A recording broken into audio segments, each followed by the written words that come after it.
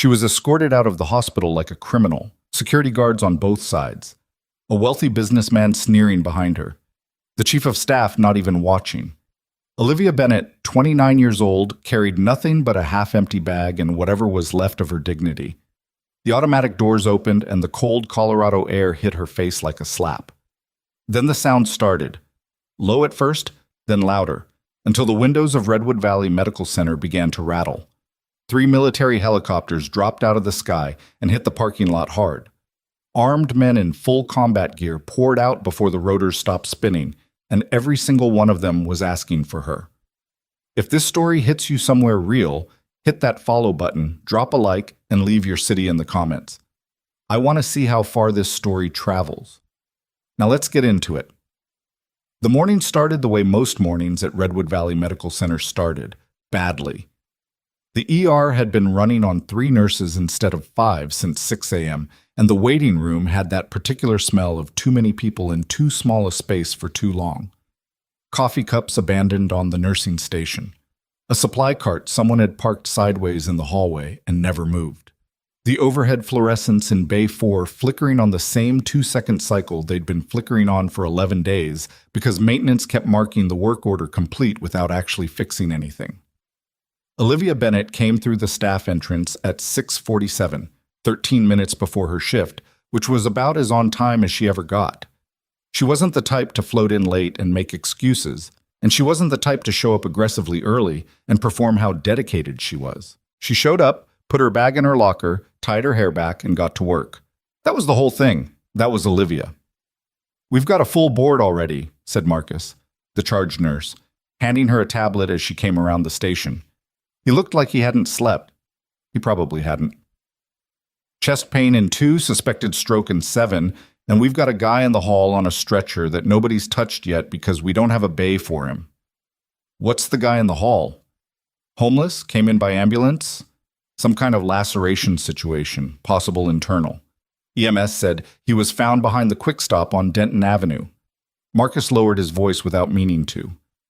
Dr. Harlan flagged him as low priority. Olivia looked down the hallway. The man on the stretcher was older, maybe 60, with a face that had been outdoors for a long time. His jacket was torn, and there was blood soaked through the left side of his shirt, dark and dried at the edges, but still wet near the center. His eyes were open, tracking the ceiling tiles one by one. "Who put that call in?" "Harlan. He's got the donor breakfast in the boardroom at 8, so he's trying to move through the board fast." "That man's still bleeding." Marcus didn't say anything, because there wasn't anything to say to that. He just watched her walk down the hall. The man's name, according to the ambulance intake slip clipped to the rail, was Raymond Goss. Age 61, no listed address. His vitals were bad enough to matter. Pressure dropping, pulse elevated, and unsteady.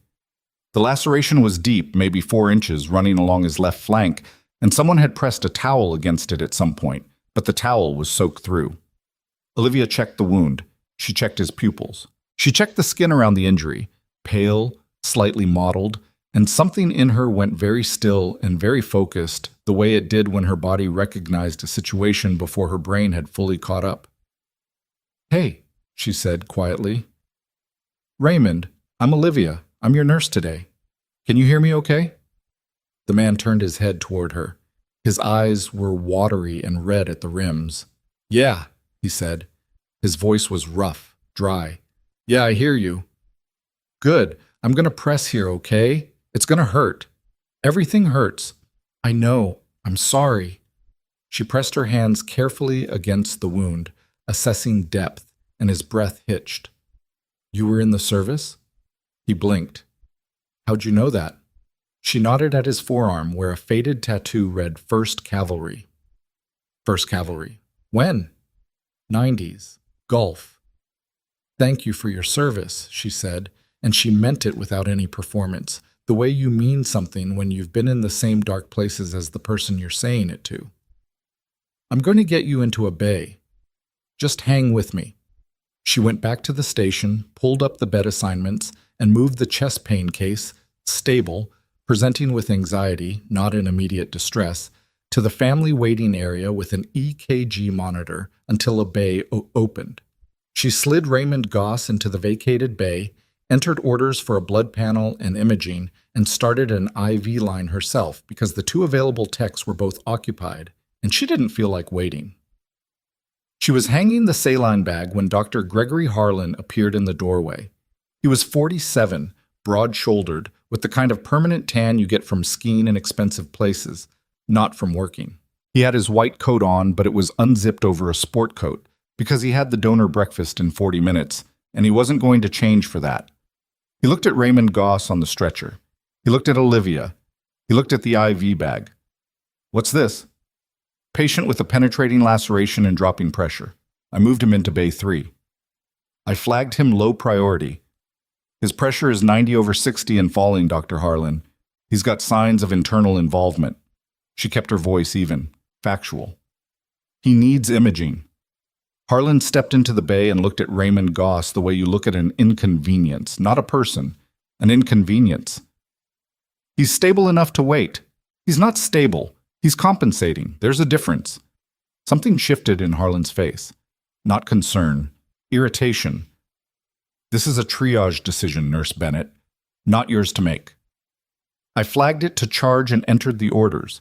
"I'm not asking you to agree with me. I'm telling you what I observed clinically. Pull the orders." He said it like it was nothing, like pulling a man's only real chance at getting scanned quickly was a minor administrative correction. "We have 12 people on the board. We have an event upstairs in 40 minutes, and I need this floor moving. If his pressure drops another 10 points, we'll revisit." He turned to leave. Olivia said, "If his pressure drops another 10 points, we may not have enough time to revisit." Harlan stopped. Didn't turn around fully. Just stopped. "Are you questioning my clinical judgment?" "I'm telling you what I see." She held his gaze when he finally turned. "I've seen this presentation before. More than once." "In nursing school?" She didn't answer that. The pause stretched just long enough to become something other than a pause. "Pull the orders," Harlan said again, and walked out. Olivia stood still for 3 seconds. Raymond Goss was watching the whole thing from the stretcher, very quiet, the way men who've been through combat get quiet when there's tension in the room. It's a stillness that looks like nothing but is actually everything. Complete awareness, zero unnecessary movement. "You okay?" he asked her. "Yeah," she said.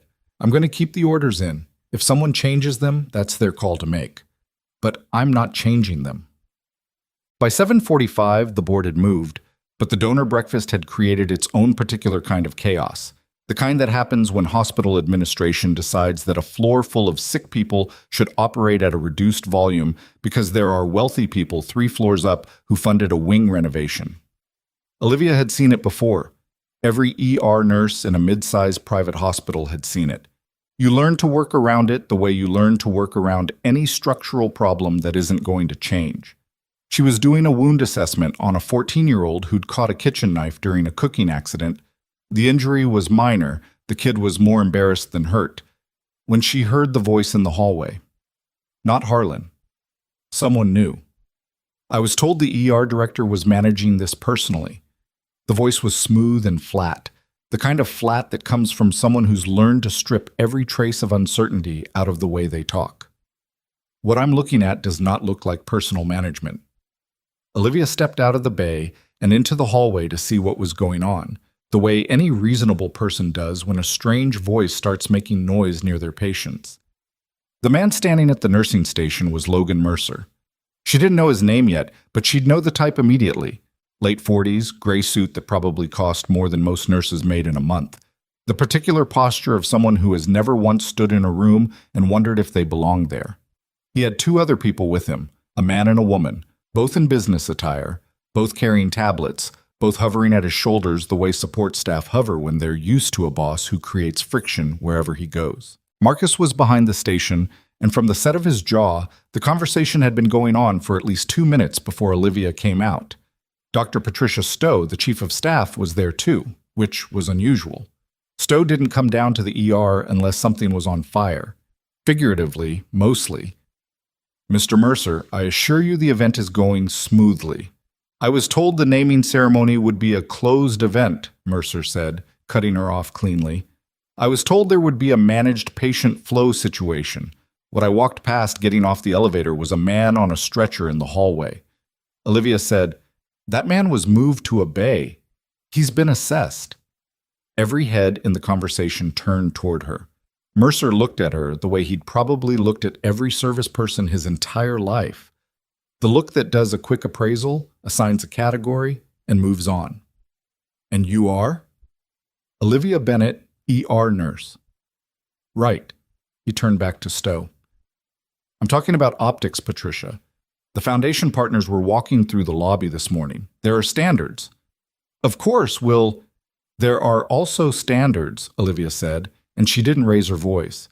"For when a patient presents with internal bleeding, the hallway situation was a triage delay, not a staffing photo op." The silence that followed was the specific kind of silence that happens right before something gets much worse. Mercer turned back to her. His expression didn't change exactly. It just settled into something colder. "You want to explain to me what you think your job description is?" "Keeping patients alive."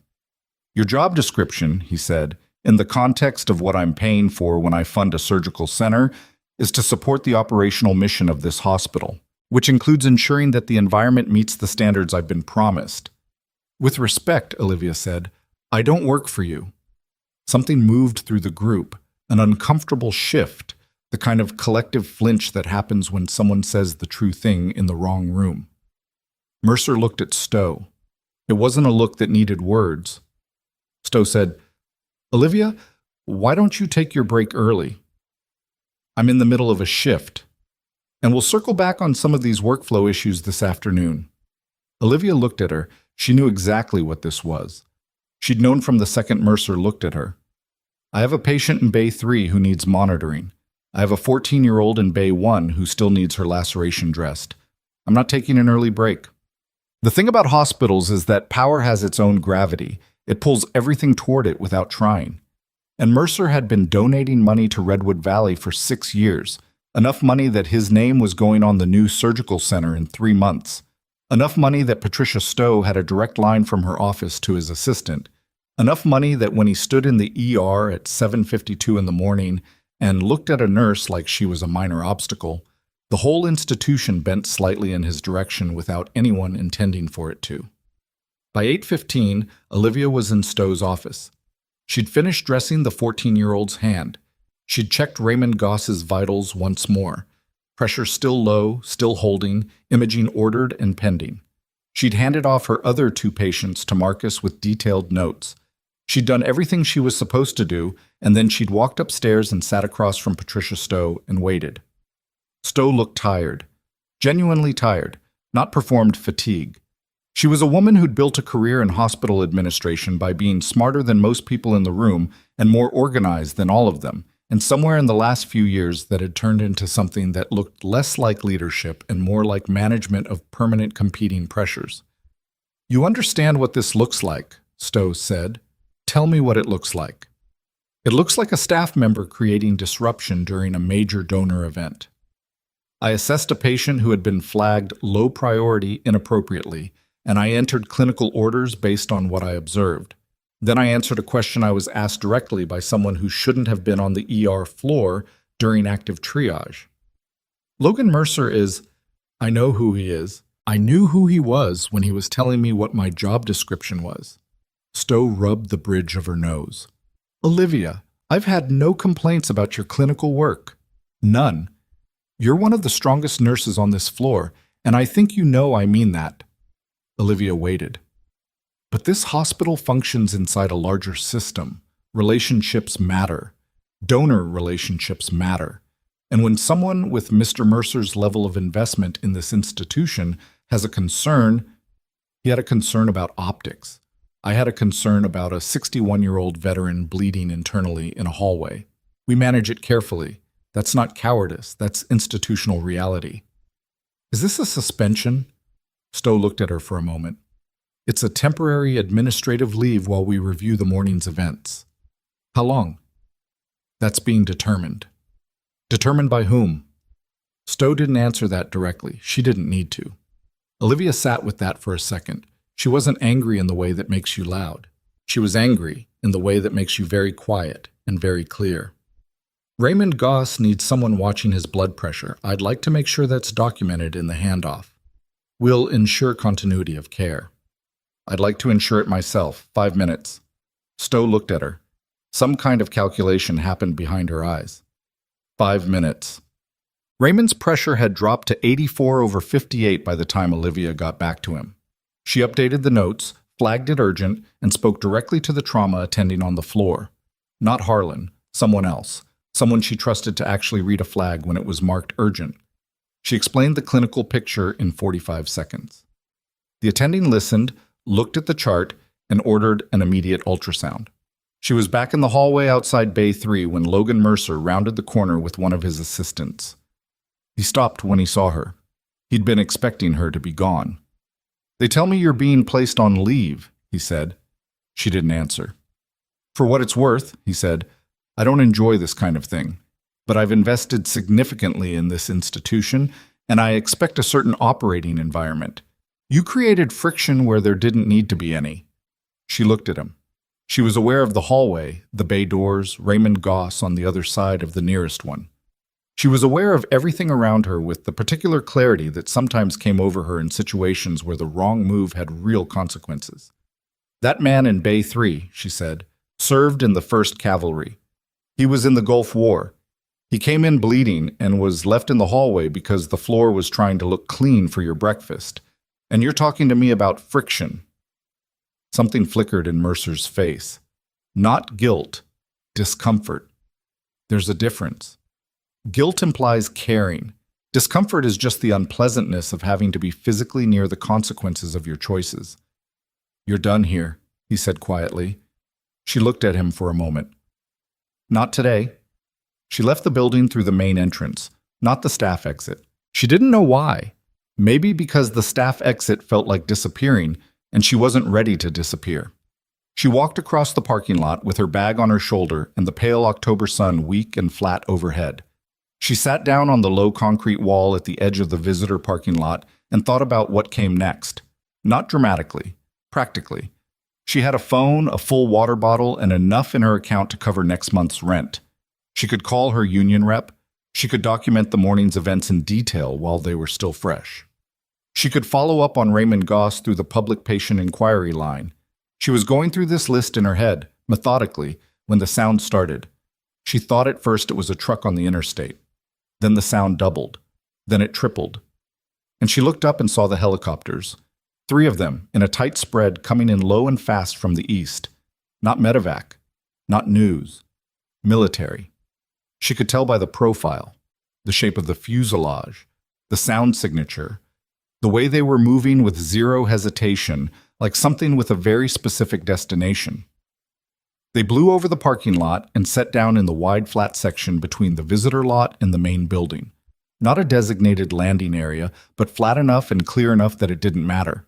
Men in full combat gear were out before the skids fully settled. 12, maybe 15. Moving toward the hospital entrance like they'd rehearsed it, which they probably had. Olivia stood up from the concrete wall. An officer, mid-40s, silver at his temples, the bearing of someone who'd been running serious things for a long time, came off the last helicopter and spoke to one of the men, and the man immediately broke away from the group and headed toward the hospital entrance at nearly a run. Through the sliding glass doors, still propped open after she'd walked out, she could hear the shift inside the building, the sound of a floor that has just been told something it was not expecting. And then Marcus was in the doorway, looking at the parking lot, looking at the helicopters, looking at Olivia on the wall. "Liv." His voice was strange, careful. "They're asking for you." She didn't move immediately. She looked at the helicopters, at the men, at the officer who was now speaking to someone on a radio with the focused expression of someone managing something time-critical. "Who is?" she asked. Marcus swallowed. "The Army." She picked up her bag.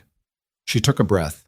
She walked toward the entrance, and behind her the rotors of the grounded helicopters were still turning, slower now, but turning, and the sound of it came up through the soles of her shoes as she crossed the last stretch of parking lot. Whatever Logan Mercer had set in motion this morning, it was about to meet something he hadn't planned for. The sliding doors opened and the ER hit her like a wall. Not the smell or the sound. She was used to both. It was the energy. The particular frequency of a floor that has just been told it is no longer the one in charge of what happens next. Nurses clustered near the station, not working, watching. 2 residents stood in the hallway with the uncertain look of people who've been given contradictory instructions and haven't decided which set to follow. Someone had propped Bay 4's door all the way open, which nobody ever did, and through it Olivia could see the trauma team assembled around a stretcher with the rigid posture of people waiting to be told what to do by someone who actually knew. The army officer she'd seen in the parking lot was already inside. He'd moved fast. He was standing at the nursing station with his cover under his arm and his jaw set, and beside him were 2 more soldiers in full kit, rifles slung, not raised, but present in a way that changed the room's atmosphere the way a weather front changes pressure. Not threatening, just undeniable. Marcus was 3 steps behind Olivia. The officer turned when she came through the doors, and something in his posture shifted. Not relaxation exactly, more like recalibration, like a search that had just returned a result. Nurse Bennett, it wasn't a question. Yes, she said. Colonel James Rutherford, SOCOM medical liaison. He didn't extend his hand. No time for that. We have a critical casualty. Special Operations Commander, multiple penetrating injuries, internal hemorrhage. We've been airborne for 40 minutes. Your name is in his advance medical directive as preferred emergency contact and clinical override. She absorbed that. Who is he? Commander Daniel Voss. You know him. She did. She hadn't seen Danny Voss in 4 years, but she knew him. She'd served alongside him in 2 rotations, patched him up once in a forward operating base in conditions that made this ER look like a spa. She knew his blood type, his allergy history, the scar on his left shoulder where she'd pulled shrapnel out by hand because there was nothing else available. She knew him the way you know someone when you've kept them alive in the dark. What's his status right now? Unstable. His team's had him on pressure and fluids since extraction. He's been through 2 field interventions. We need a trauma suite, and we need it in the next 3 minutes. Olivia was already moving toward Bay 4. Get him in here. What are his vitals coming off the aircraft? Pressure 68/40, pulse 140 and climbing. He's conscious, intermittently. Airway? Intact, labored. Does he have a tension component? One of the soldiers, the one closest to the door, spoke up. We decompressed right side 40 minutes ago. He's been maintaining, but it's not holding. She pushed into Bay 4. The trauma team was there, 2 residents, an attending named Dr. Keisha Morales, who was competent and knew it and didn't make a production of it. There was also Dr. Harlan standing near the back of the room with his arms crossed, and Olivia registered his presence the way you register a piece of furniture that's been placed poorly. It was in her way, and she'd deal with that when it became a specific problem. Keisha, Olivia said, I need a second chest tray set up. I need type and cross sent immediately. O negative to start. And I need a thoracic setup on standby. His decompression may need to be repeated. Morales looked at her for exactly 1 second. Then she turned to the residents. You heard her. Move. Harlan said, Excuse me, who authorized this? I need a Foley, and I need a warm blanket situation, because he's going to be cold coming off that bird. Olivia turned to the soldiers at the door. When he comes through, I need your guys to step back to the wall. Your weapons stay on safe, and they stay there. I need room to work. Understood, Rutherford said. And somebody get me a second IV line set up. 16 gauge, both anticubitals if we can get access. Harlan took 2 steps forward. Bennett, you are on administrative leave. You do not have authorization to be on this floor, let alone directing Greg. Morales cut him off, sharp and quiet. Don't. Patricia Stowe will hear about this. Greg. She looked at him directly. Get out of the way or get out of the room. He didn't move immediately. That was the thing about men like Harlan. The challenge to their authority took a second to fully process, because they'd operated for so long in environments where it didn't happen. He stood there, recalculating, and in those 3 seconds the bay doors blew open and Danny Voss came through on a stretcher pushed by 2 of his own soldiers, and every other conversation in the room became immediately irrelevant. He looked bad. Olivia had seen bad before, and she knew the particular kind of bad that was still recoverable and the kind that wasn't, and this was sitting right on the line between them. He was pale the way blood loss makes you pale. Not white, gray, the color of something being slowly vacated. His uniform had been cut open at the chest and abdomen. 2 field dressings, both soaked through. His eyes were open, tracking, but slow. She moved to the head of the stretcher before it stopped moving. "Danny." She put her hand on his jaw, not gently, firmly, the way you orient someone who's drifting. "Danny, look at me." His eyes found her. Something crossed his face that was more complicated than relief. "Bennett." His voice was barely there, rough and thin. "Figures it'd be you." "Don't talk. Let me work."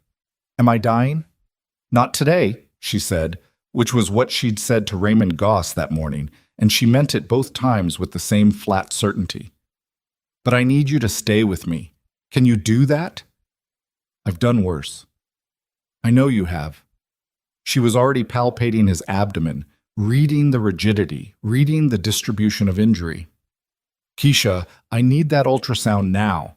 I want to see what's happening in his belly before we open anything." The next 18 minutes were the kind that collapsed time. Not because they went fast. They went exactly as fast as they went. But because inside them there was no space for anything that wasn't the immediate. Olivia worked the way she'd been trained to work in environments where there was no room for hesitation and no margin for the wrong call. Not perfect. There was nothing perfect about it. She called for the wrong gauge on the first line and had to redirect, and there was a moment when Voss's pressure dropped so fast the monitor alarm didn't even have time to catch it properly, and she had to feel for a pulse manually and recalibrate the whole fluid approach from scratch. But she worked, and the team around her worked.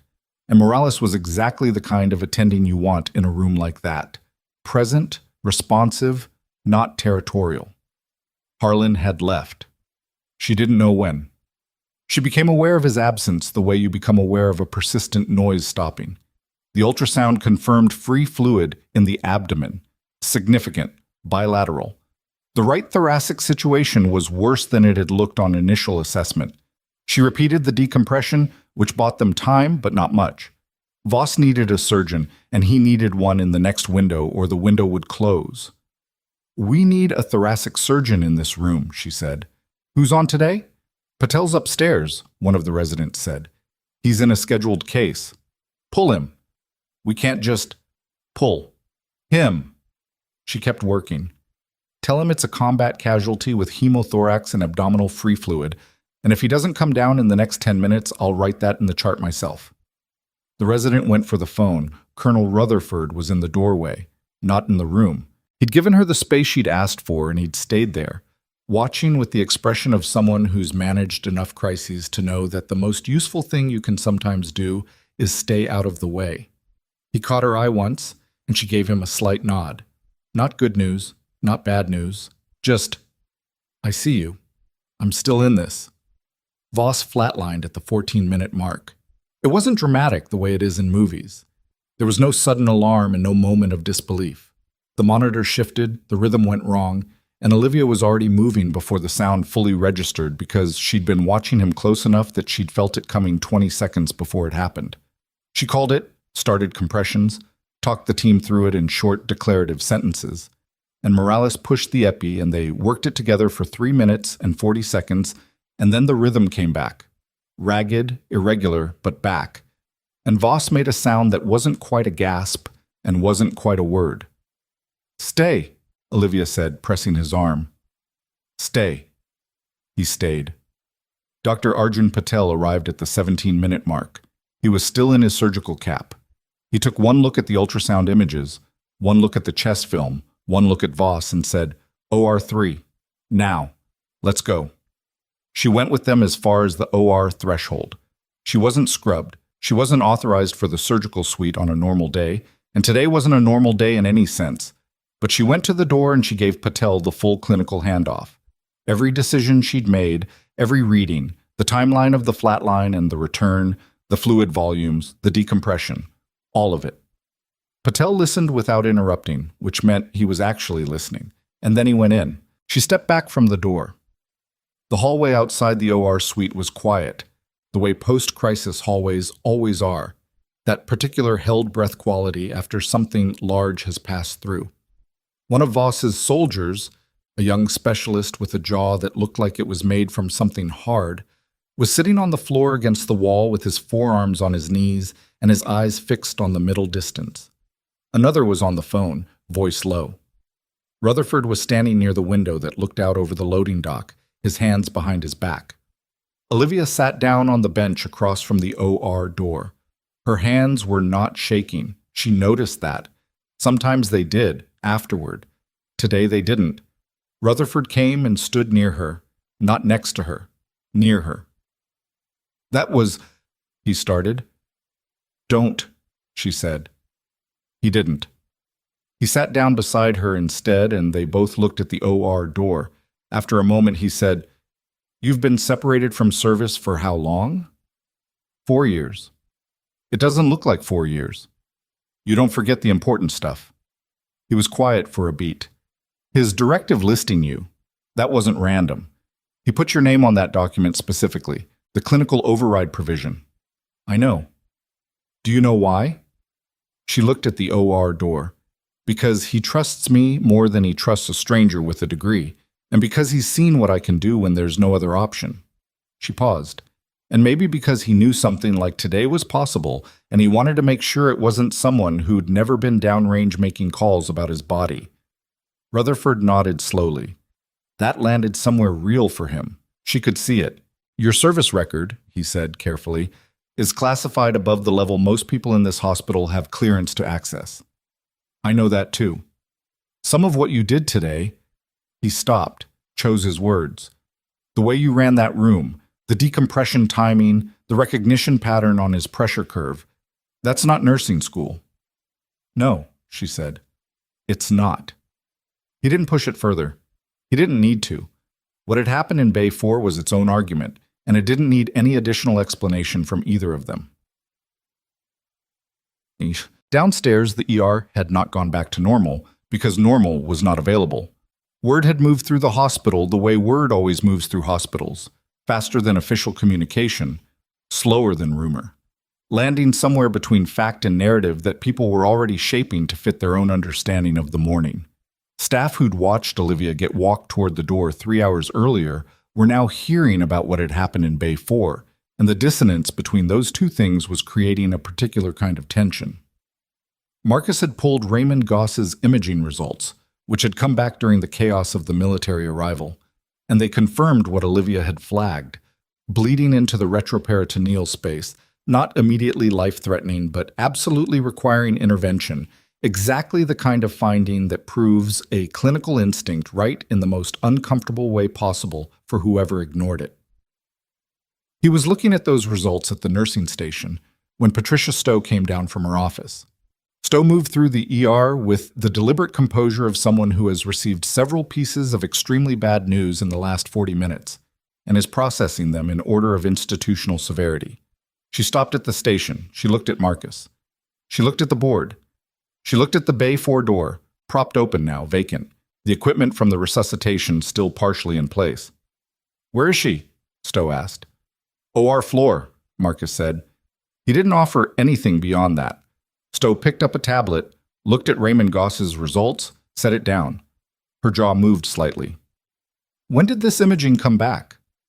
"While the military case was active." She stood there for a moment, and Marcus had the distinct impression she was doing a kind of silent accounting, adding things up and arriving at a sum that was considerably worse than what she'd started the morning expecting.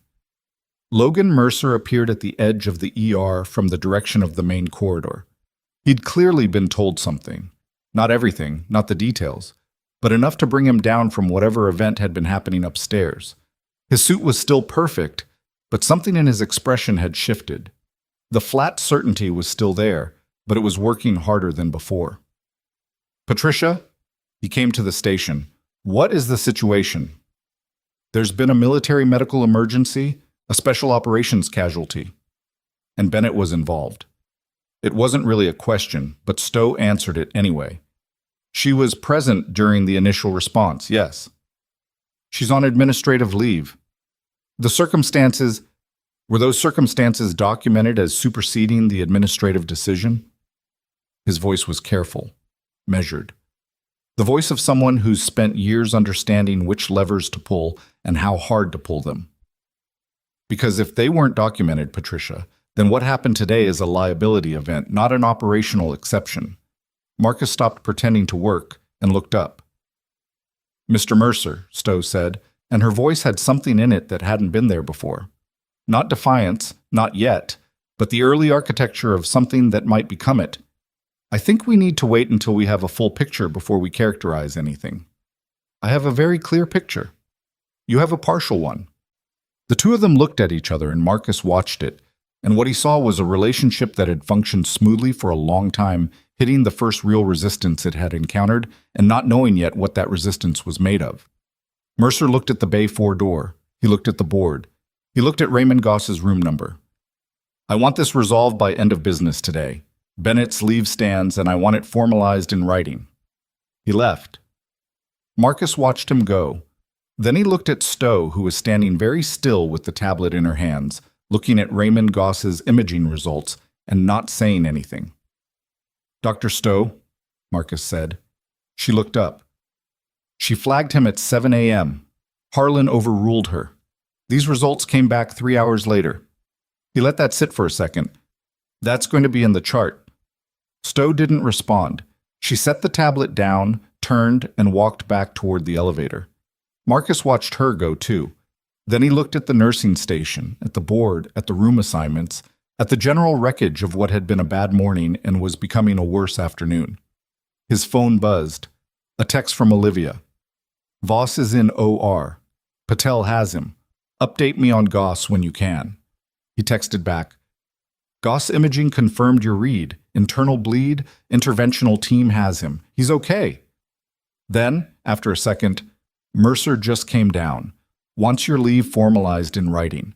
He watched the 3 dots appear on the screen, then disappear, then appear again. Her reply came back 12 seconds later, and it was only 4 words, and Marcus read them twice. He should talk to Rutherford. Marcus set his phone down slowly. Upstairs in the OR family waiting area on the surgical floor, Colonel Rutherford had stepped away from the bench and was on a call. His voice was low, but his posture had changed.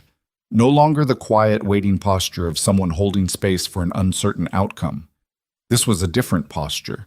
The posture of someone who had been waiting for authorization and had just received it. Yes, sir, he said. We're proceeding. A pause. Understood. I'll need access to their administrative records and security footage going back 60 days. Another pause. Shorter. No, sir, she didn't ask us to. That's exactly why we're doing it. He ended the call and stood by the window for a moment, looking out at the parking lot where his helicopters were still sitting, their crews moving around them in the flat October light. Then he turned and walked back toward the OR, and his expression had the particular quality of a door closing on one chapter of something and opening on a very different one. The OR doors didn't open for another 2 hours and 19 minutes. Olivia knew because she watched the clock on the wall across from the waiting bench with the particular attention you give to something that you cannot control but cannot stop tracking.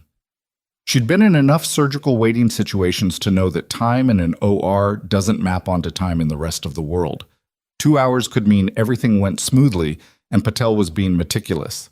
It could mean complications. It could mean both in sequence. The clock told you nothing except that time was passing, and you stayed because leaving felt like abandonment even when it was logistically irrelevant. Rutherford had come back from his call and sat down without explaining what it had been about. She didn't ask. She'd spent enough years around military operations to understand that there were layers of information and you received the ones relevant to your function, and right now her function was to wait and be available, and she didn't need the rest. One of Voss's team, the specialist who'd been sitting on the floor earlier, who she'd learned was named Kowalski, had gotten up at some point and gone to find coffee. He came back with 3 cups and handed one to Olivia without asking if she wanted it. She took it. It was bad. She drank it anyway. How long did you serve with him? Kowalski asked. He had the directness of someone young enough that the social filter hadn't fully calcified yet. 2 rotations, she said. 14 months total. He doesn't talk about much from back then. Most people don't. Kowalski looked at his cup. He talks about a medic, though. Doesn't use a name. Just says she was the best he'd ever seen work under pressure. Says she once kept two guys alive simultaneously with one working IV and a tourniquet she made from a radio strap. Olivia didn't say anything to that. Was that you? Drink your coffee, she said. He almost smiled. Didn't quite get there because the OR door was still closed and there was nothing to smile about yet, but the shape of it was there. Patel came out at the 2-hour 19-minute mark with his mask pulled down and his cap still on, and Olivia was standing before he'd fully cleared the doorway. He's out, Patel said. He's stable. We got the hepatic bleed controlled. It was worse than the imaging suggested. The laceration had extended during transport. Right lung was a mess, but we've got a chest tube managing it, and I think he'll keep the lobe. He looked at Olivia with the expression of a man recalibrating something. The decompression you did in the ER bought him the window we needed. If he'd waited another 20 minutes for that intervention, we'd be having a different conversation. Rutherford, who'd come to stand beside her, absorbed that without visible reaction. Recovery prognosis? Weeks, not months if he cooperates. He's going to try not to cooperate. I already know that, but physiologically, there's no reason he can't make a full recovery. Patel looked at Olivia again. I'd like to talk to you about the fluid management decisions you made during the resuscitation. Not a criticism. I want to understand your reasoning because it wasn't standard protocol and it worked, and I want to know why. Later, Rutherford said. Not rudely. Just with the authority of someone who had a different sequence of priorities. Patel looked at him.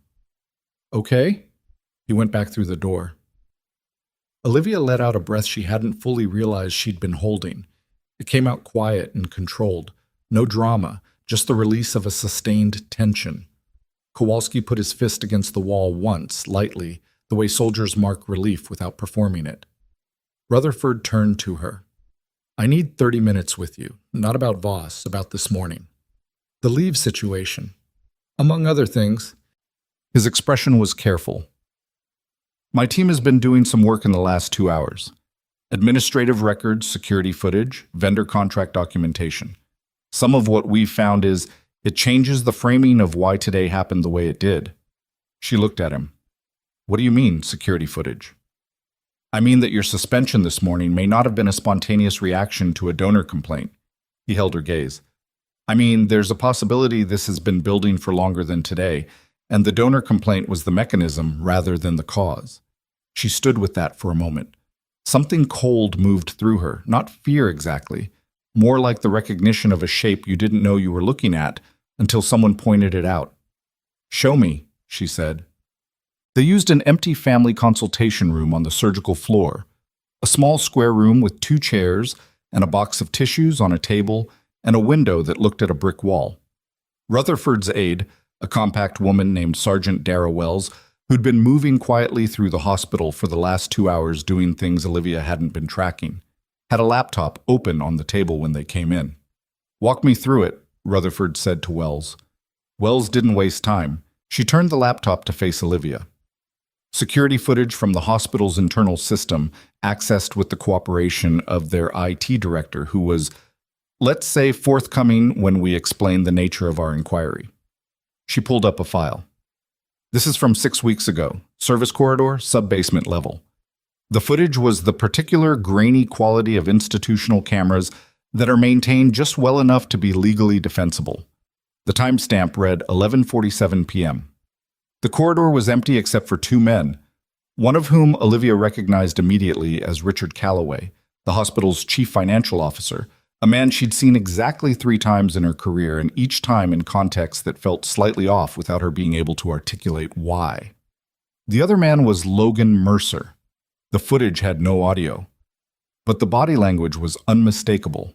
Mercer passing an envelope, Calloway pocketing it without looking at what was inside, a handshake that lasted half a second too long. There are 4 instances of this across 8 weeks, Wells said. Same corridor, different times. We also have email records.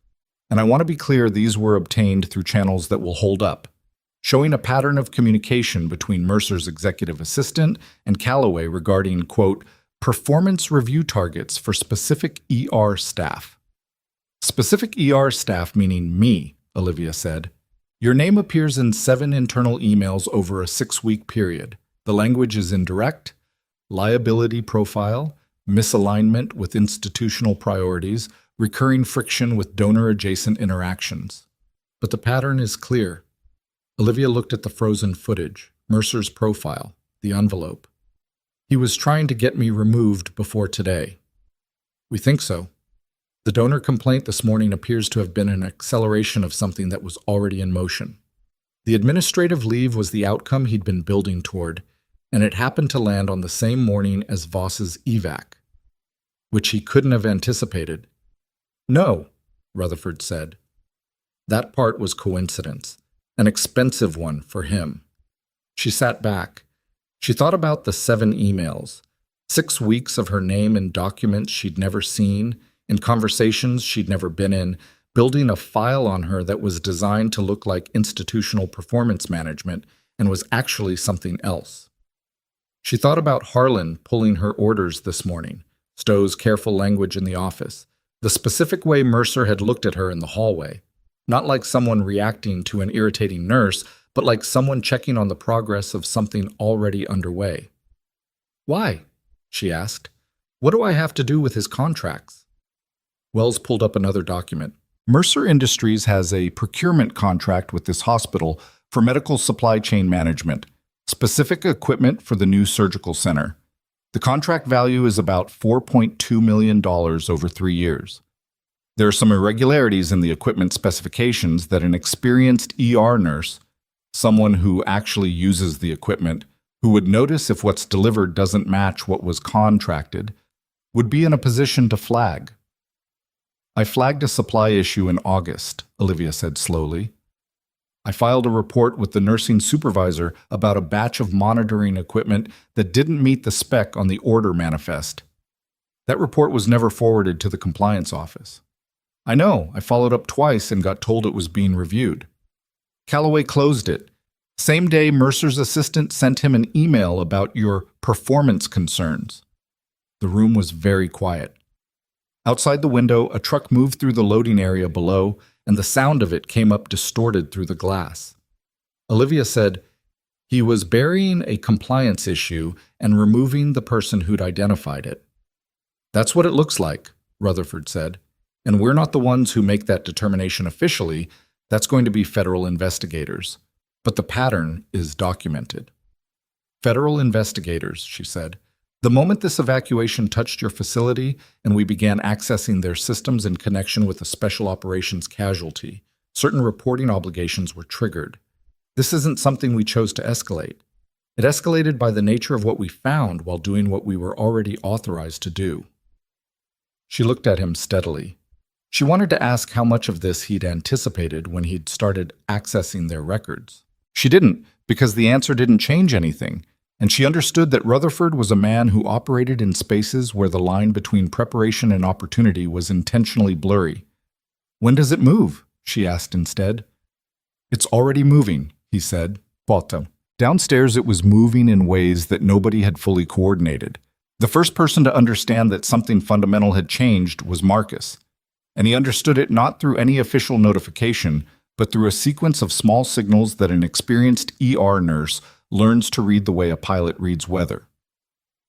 The 2 soldiers who'd been stationed near the ER entrance since the helicopters landed had not left. That was Signal 1. Signal 2 was an unfamiliar woman in civilian clothes. Business casual, flat shoes with thick soles, the particular posture of someone who moves through professional environments without wanting to be categorized, who'd come through the ER at one point, looked at the board, looked at room assignments, taken photographs of 2 documents on the nursing station counter, and left without speaking to anyone. Signal 3 was Harlan, who'd reappeared in the break room at some point in the early afternoon, was sitting alone with cold coffee, and had not gone back to the floor. At 2:47 p.m., 3 people Marcus didn't know arrived at the hospital's main administrative entrance. They had credentials that got them through the front desk without waiting. They went to the 3rd floor where Callaway's office was, and they did not come back down for a long time. Stowe came to the ER at 3 p.m., She looked like someone who had spent the last 2 hours making phone calls that had all ended in ways she hadn't expected. "Where's Bennett?" she asked Marcus. "Surgical floor." Stowe nodded. She didn't say anything else immediately. She stood at the nursing station and looked at the board with an expression that Marcus couldn't quite read, not the institutional composure from this morning, but not collapse either, something in between. The look of someone who's been told the ground under a structure they've been managing is less stable than they thought, and who is now deciding in real time what their responsibility to that information is. "The imaging on Goss," she said. "He's with the interventional team. He's stable." Dr. Harlan's order to deprioritize him. "It's in the chart," Marcus said. "Her flag at 7 a.m. is in the chart. His overrule is in the chart." Stowe absorbed that. She picked up the tablet, looked at it, set it down. "I owe her an apology," she said. It came out quiet and undecorated, without any of the administrative buffering that usually surrounded everything Stowe said on this floor. Just the plain statement. Marcus looked at her. "She's on the surgical floor." Hummed. Olivia came back down to the ER at 3:20. She came because Voss was in recovery and stable, and there was nothing more she could do for him right now. And because the ER was still running, had been running all day under a depleted staff, and she had her badge and her clinical judgment, and nobody had explicitly told her she couldn't be there. The administrative leave document hadn't been formalized, per what Marcus had texted her. Mercer had demanded it by end of business, and it was now 3:20, and nothing had been filed. She went to Bay 3 first. Raymond Goss had been moved to the interventional unit at some point during the surgical floor chaos. But there was a note in the system from the interventional attending confirming the procedure had gone well, and that the nursing assessment this morning had been, quote, clinically accurate and appropriately urgent. She read that twice. Then she went to the nursing station and looked at the board. Marcus was there. He looked at her like he wanted to say something significant and couldn't figure out how to start. "Just tell me," she said. "Calloway's office has federal people in it. They've been up there since 2:47. She didn't react visibly. "Mercer?" "Not here. His assistant called the front desk at 3:10 asking whether he could still access the building. The front desk called upstairs before answering, and upstairs said to tell him that access was being reviewed." Reviewed by whom? That's the part they didn't explain.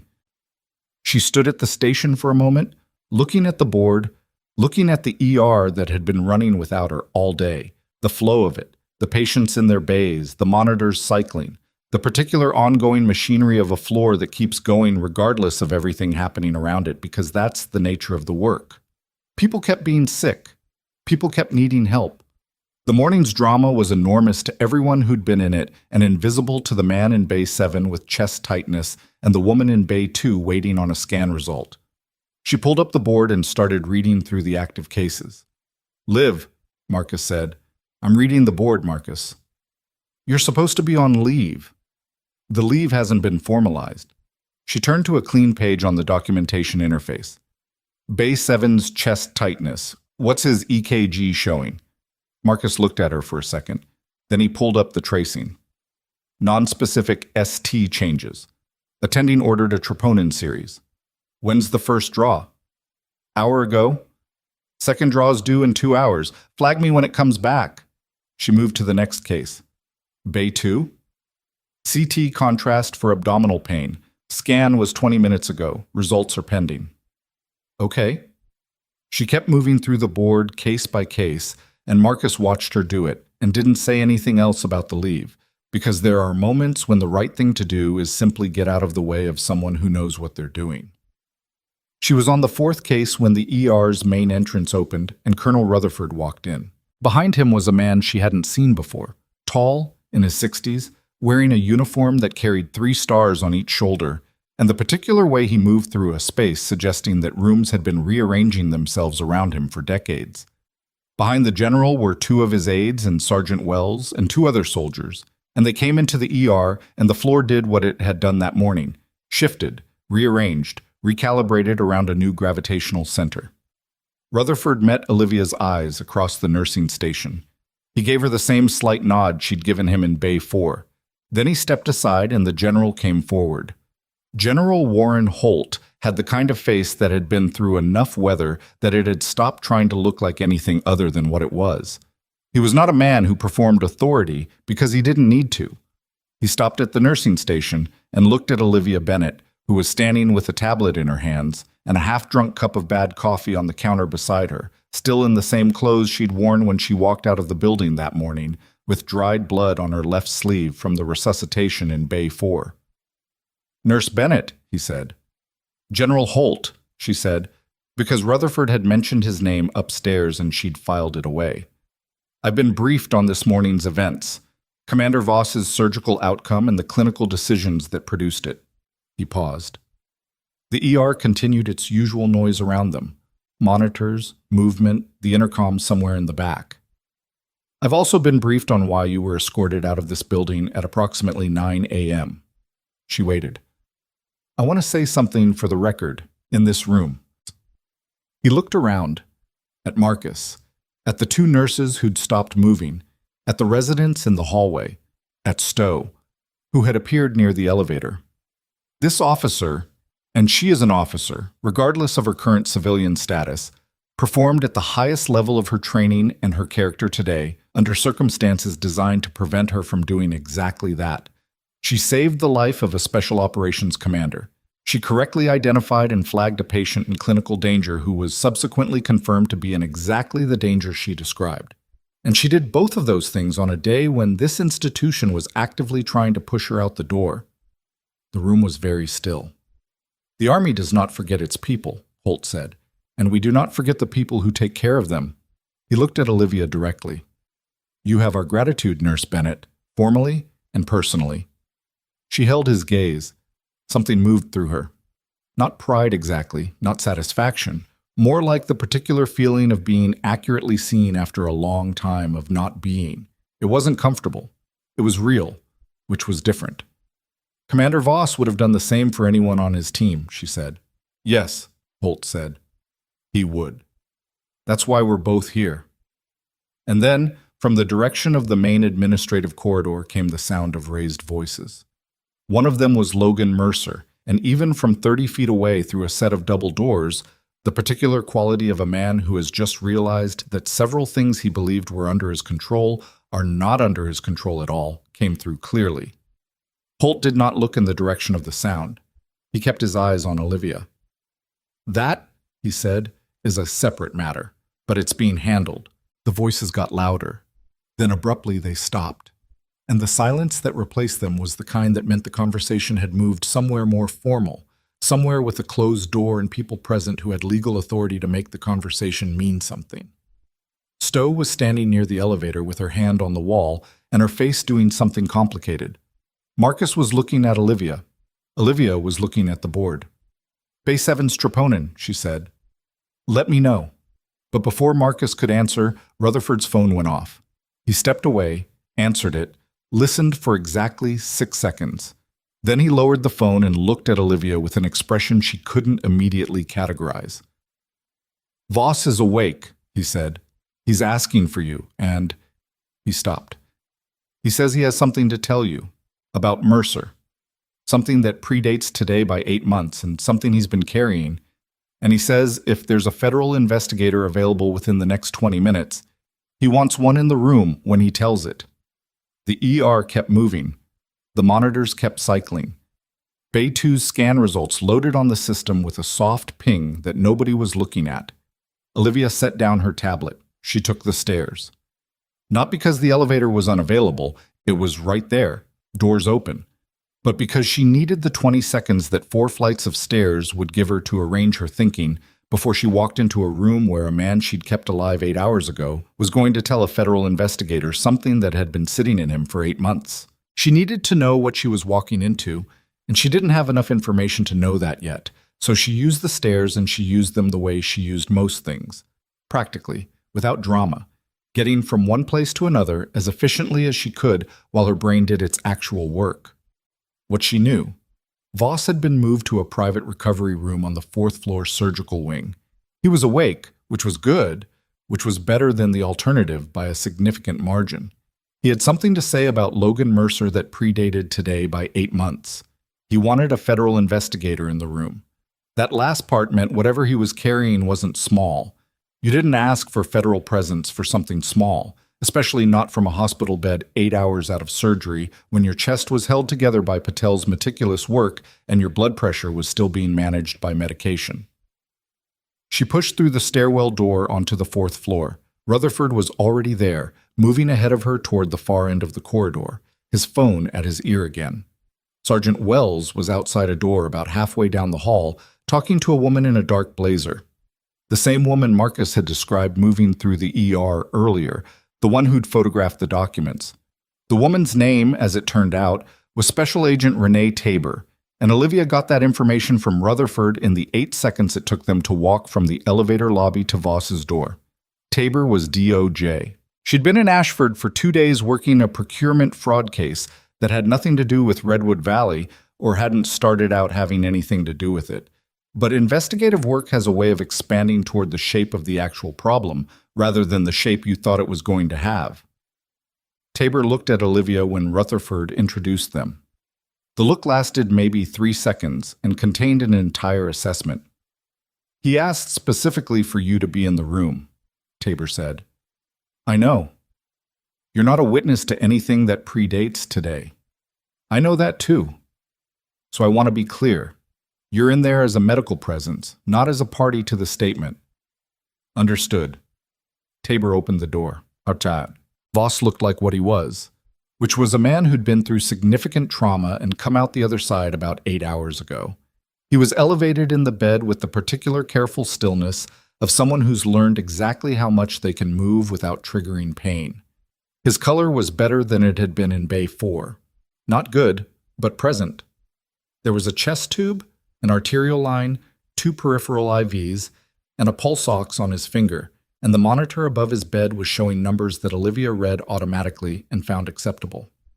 He'd had the breathing tube out for about an hour, according to the nurse's note on the wallboard, and his voice, when he spoke, still had the roughness of recent extubation. "You look terrible," she said. "You say that every time," he said. That was true. She had said it before, the field station in the 2nd rotation, after a vehicle incident that should have been much worse than it was. He'd said the same thing back then that he said now. "Still here, though." "Still here," she confirmed. She checked his monitor out of reflex. He let her, the way he always let her do things without making it about whether he needed it or not. That had always been the thing about Voss. He didn't perform self-sufficiency. He just told you what was true and let you respond to it. Tabor settled into a chair near the window with a small recorder on the table beside her. Rutherford stood near the door. The attending nurse had stepped out.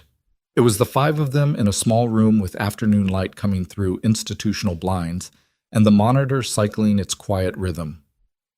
"8 months ago," Tabor said, "you told Colonel Rutherford you had information about Logan Mercer. I want to understand why you're choosing to formalize that now." Voss shifted slightly. His jaw moved the way it did when he was deciding how to enter a complicated thing. "Because 8 months ago I was told the situation was being monitored through channels and that formalizing my statement could compromise an existing investigation." He looked at Tabor directly. "And because today I ended up in a hospital that Mercer has significant influence over, and the person who kept me alive almost wasn't here because of him, so I'm done waiting for the channel." "Tell me what you know," Tabor said. He told them. It took 22 minutes, and Olivia sat in the chair beside his bed and listened to all of it.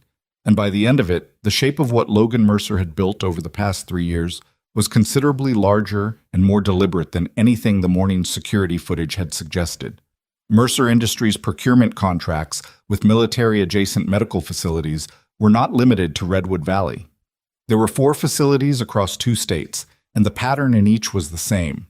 Inflated equipment specifications, substituted grade materials delivered at contracted grade prices, kickbacks to financial administrators, and a systematic effort to manage or remove any staff member with both the clinical knowledge to identify the substitutions and the institutional standing to be believed if they reported them.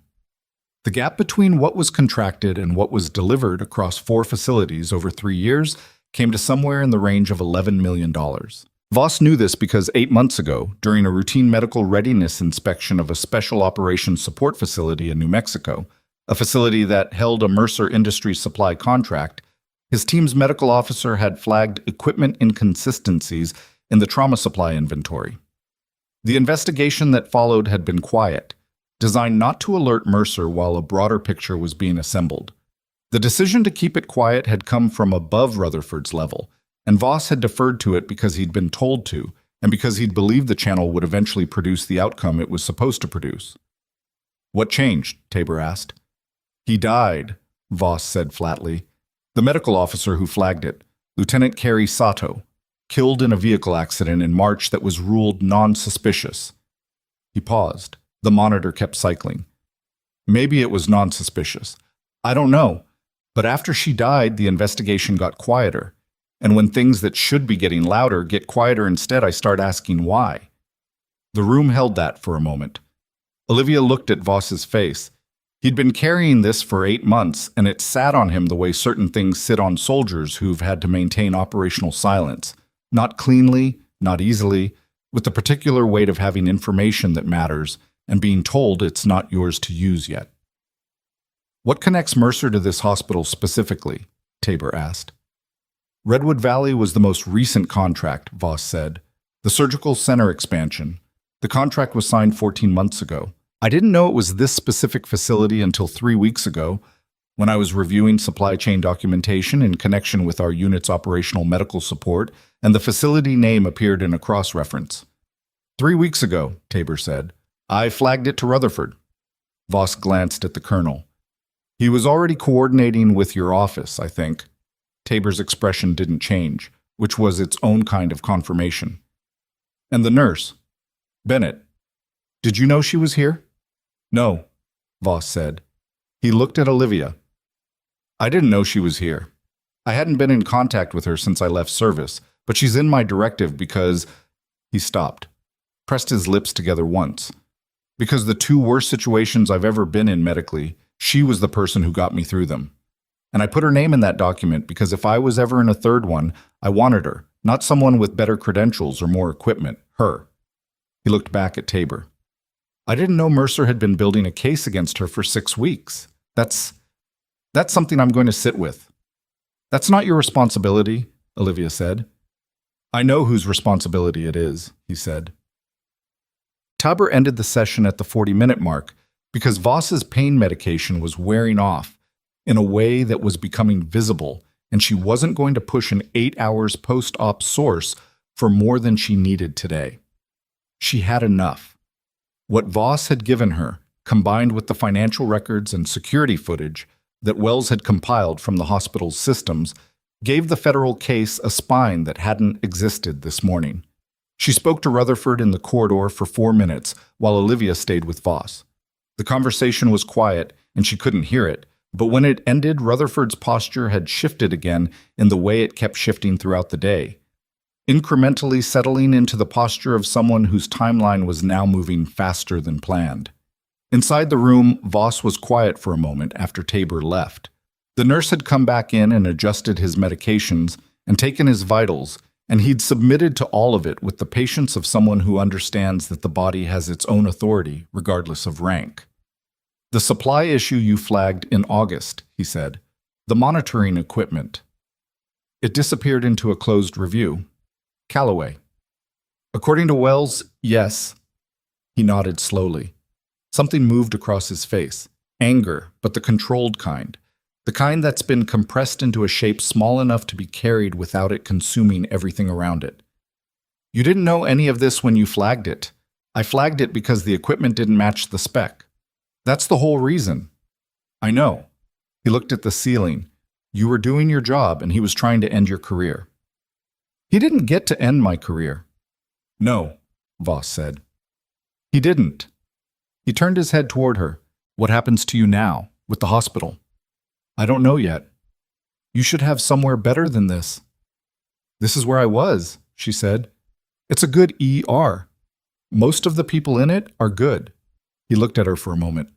"Don't let them make today feel smaller than it was, Bennett. Don't do that thing where you minimize it, because minimizing it is easier." She didn't say anything immediately. She looked at his monitor. She looked at the chest tube drainage, at the arterial line, at the number on the pulse ox. all acceptable, all moving in the right direction. "Get some sleep," she said. "Terrible bedside manner," he said. "Always had terrible bedside manner." "You're alive, though." "Yeah," he said. "I am." Downstairs, Logan Mercer was in the hospital's main conference room on the second floor with his attorney, who had arrived at 4:15 with the specific energy of a lawyer who'd gotten an urgent call and driven fast, and two representatives from his company's legal team who'd been on a conference call from their office in Denver. The door was closed. The conference room had glass panels on both sides, so anyone walking down the second floor corridor could see the conversation happening, which was not how Mercer usually operated. He was usually the one in the room that other people could see into but couldn't hear. Today, the framing felt different. Special Agent Tabor had come downstairs at 4:40 and gone into the conference room with a second agent and two documents, and the conversation after that had a different character from the one before it. Mercer's attorney had asked for 20 minutes, and Tabor had said she could have 10, which was the kind of negotiation that tells you where the power is without anyone having to say it out loud. Patricia Stowe was in her office with the door open, which she never did, and from the nursing station on the second floor near the administrative wing, you could see her at her desk, not doing anything, just sitting. Her hands were on the desk and her eyes were focused somewhere in front of her, at nothing specific, the look of someone doing a very large amount of internal recalculating. At 5:03, Richard Calloway came out of his office, accompanied by Tabor's second agent, and walked toward the elevator with the measured, careful pace of a man who was trying to maintain composure under circumstances that were actively working against composure. He was carrying nothing. His jacket was buttoned. He did not make eye contact with the two nurses who saw him cross the second-floor corridor, and the nurses watched him go with the particular silence of people watching something they'd suspected but not expected to see, confirmed this quickly. Marcus texted Olivia. Calloway just walked out with a federal agent, not under arrest, but not walking freely either. There's a distinction, and it was visible. She read the text outside Voss's room, where she'd stepped into the corridor to let the nurse work. She sent back, "Document anything you observe from here. Times, who was present, what you saw. Don't characterize it, just record it." "Already doing it," he replied. "Also, Harlan submitted a voluntary administrative leave request 20 minutes ago." His words, apparently, voluntary. She put her phone in her pocket. Rutherford came down the corridor toward her. He looked like someone who'd been awake for a long time and had a clear-eyed relationship with that fact. Not wrecked, not performing alertness, just present in the specific way that military training produces. "Tabor's team is moving on the financial documentation now," he said. "The DA's office in Denver has been notified. This is going to take weeks to fully process, but the immediate situation—" He stopped. "Mercer's attorney is trying to negotiate the terms of voluntary cooperation. Tabor isn't inclined to negotiate. Is he going to be arrested today? That's not my call, and it's not something I have visibility into." He said it directly without apology. "What I can tell you is that the hospital board has been notified of the situation by the chief of staff. There's an emergency meeting tonight. About the contracts. About the contracts, the administrative decisions made this morning, and the clinical events that preceded them. All of it." He held her gaze. "Your union representative has been contacted." She hadn't asked for that. She noted it. "By whom?" "Wells," he said simply. She thought it was the right call. Olivia looked down the corridor. The afternoon was moving toward evening, and the hospital's rhythm was shifting into the different pace of the later shift. The board would be turning over soon, new patients coming in, the morning's events already receding into the institutional memory of a floor that couldn't afford to stop moving. "I need to go back to the ER, she said. "The leave hasn't been formalized. You told me that yourself." He almost smiled. "Not quite. I told you that Calloway hadn't formalized it. As of approximately 4:30, Calloway is occupied with other concerns." "Then I'm going back to the ER, she said. He stepped aside. The conference room on the second floor stayed occupied until 6:17 p.m. When Mercer came out, his attorney was beside him and the two Denver lawyers were behind him, and the particular quality of how he moved had changed in a way that was hard to articulate but immediately visible to anyone who'd watched him move through this hospital earlier in the day. In the morning, he'd moved like someone who owned the space. Now he moved like someone who was being careful about where he put his feet, because the ground had a different relationship with him than it had this morning. Tabor came out behind him and went in a different direction without looking back. The corridor was not empty. There were 2 nurses from the second-floor administrative wing, a hospital board member who'd arrived early for the emergency meeting, and Patricia Stowe, who had come out of her office at some point and was standing near the window at the end of the corridor with her arms crossed.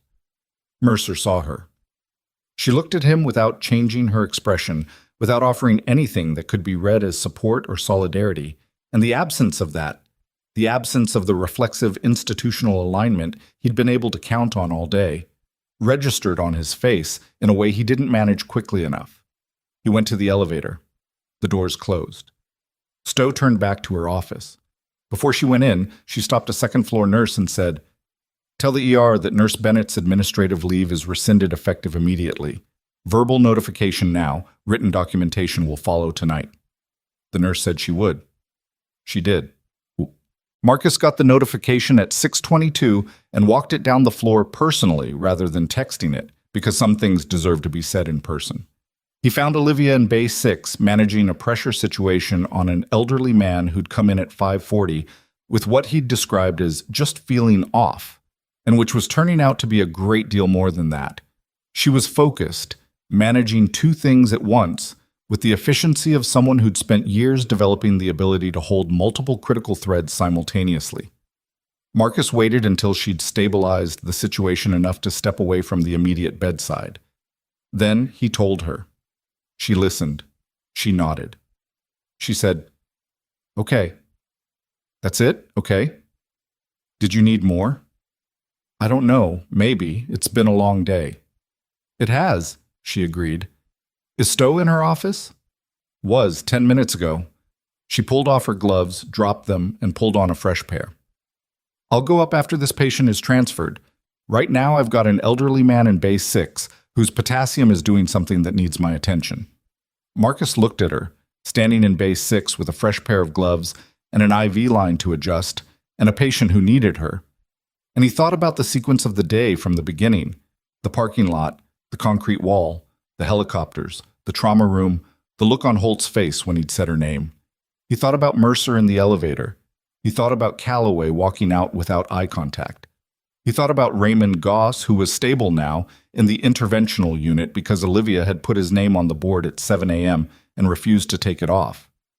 He went back to the nursing station. At 7:15, the hospital board's emergency meeting began on the 3rd floor with 9 members present, a legal team, Stowe, and documentation that Tabor's team had released copies of to the board's general counsel earlier that afternoon. The meeting was not open to staff, and nothing from it was officially communicated to the ER until the following morning, but enough moved through the building's informal channels over the course of the evening that the shape of it was clear by the time the night shift came on. Mercer Industries contracts were being suspended pending investigation. Calloway had been placed on administrative leave, yet this time the formal kind, with paperwork, effective immediately. The board had voted to commission an independent audit of all procurement decisions made in the past 36 months, and there was a motion on the table not yet voted on to invite a federal compliance oversight body to conduct a review of the hospital's administrative practices. This was the official version of events as it filtered through the building. The unofficial version, the one that moved through the staff the way things actually move through a floor, nurse to nurse, resident to attending, orderly to charge, was more specific and considerably less measured. Mercer had been walked through a negotiation he didn't win. Calloway had given the investigators access to records he'd probably hoped never to have accessed. Harlan had preemptively removed himself from a situation he could read was about to become a formal problem. And Olivia Bennett, who'd been escorted toward the building's exit with a security escort at 9 that morning, was in Bay 6 at 7:15 managing a potassium crisis on an elderly patient while all of it collapsed behind her without her having to watch it happen. She went up to see Stowe at 8:45, between a trauma consult and a shift handoff that the incoming charge nurse needed 20 minutes to absorb. The office was quiet. Stowe looked like someone who'd made several decisions they hadn't expected to have to make today and was living in the aftermath of that.